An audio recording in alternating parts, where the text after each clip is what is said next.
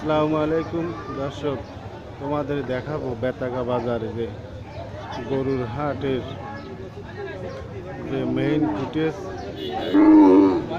গরু এত উঠেছে যে বলে শেষ করা যাবে না।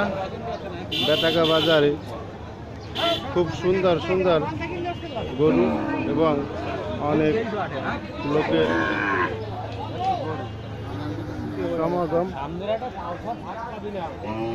বহু লোক এসেছে এবং বহু গরু কুরবানি করার মতন বিভিন্ন জাতের বিভিন্ন ধরনের গরু।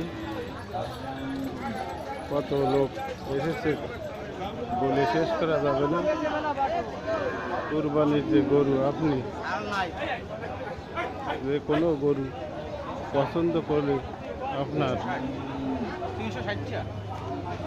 যে গরুটা খুব ভালো পছন্দ হবে সেই গরুটা কিনতে পারবেন। দেখেন খুব বড় বড় জাতের গরু এবং কত লোকের যে ভিড় বলে শেষ করা যাবে না। বেতাগা বাজার খুব নামকরা একটি বাজার এবং কেনাকাটার জন্য খুব সুন্দর ব্যবস্থা। বাজারে কখনো কোনো সময় বার্গেটিং চলে না এবং কমিটির লোকজনও খুব কঠিন এবং হাটের ব্যবস্থা খুব ভালো। দেখেন অতিরিক্ত রোদের জন্য এই গরুগুলো এখন বাঁশতলায় বা গাছের ছায়াতলে নিয়ে আসা হয়েছে।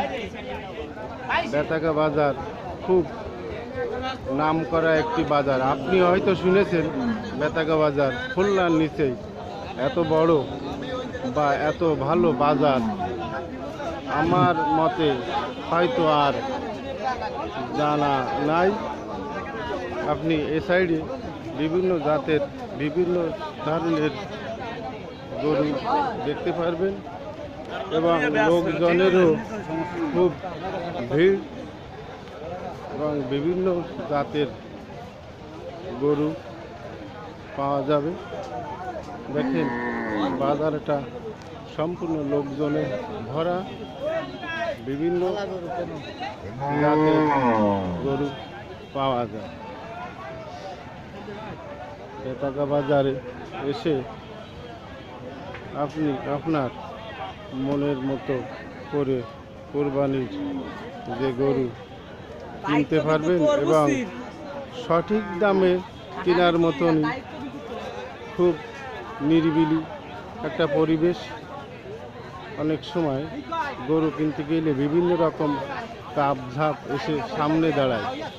বেতাগা বাজারে এইগুলো থেকে আপনি নিরিবিলি থাকতে পারবেন, যেহেতু বাজারের কমিটিগুলো খুব শক্ত এবং এই জায়গার ব্যবস্থাও খুব ভালো এবং বিভিন্ন জাতের গরু পাওয়া যায়। এবং দেখেন এই সাইডেও বিভিন্ন ধরনের গরু আপনি কিনতে ইচ্ছুক হলে কোরবানির করার জন্য যে কোনো ধরনের গরু আপনি কিনতে পারবেন।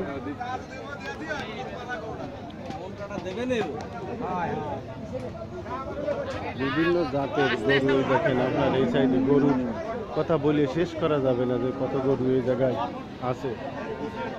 দেখেন কত লোকজন ভিড় পড়ে গেছে। বিভিন্ন ধরনের গরু, বিভিন্ন মিডিয়া ও জায়গায় আছে, ভিডিও পত্রিকা টেলিকাস্ট করা চলতেছে। বিভিন্ন জাতের এত সুন্দর যে গরু পাওয়া যায় আপনি ভাবতে পারবেন না।